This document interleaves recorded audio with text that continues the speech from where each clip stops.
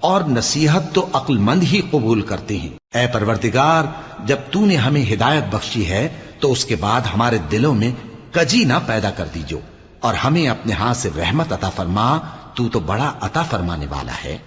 اے پروردگار، تو اس روز جس کے آنے میں کچھ بھی شک نہیں سب لوگوں کو اپنے حضور میں جمع کر لے گا، بے شک اللہ خلاف وعدہ نہیں کرتا۔ جو لوگ کافر ہوئے اس دن نہ تو ان کا مال ہی اللہ کے عذاب سے ان کو بچا سکے گا اور نہ ان کی اولاد ہی کچھ کام آئے گی، اور یہ لوگ آتش جہنم کا ایندھن ہوں گے۔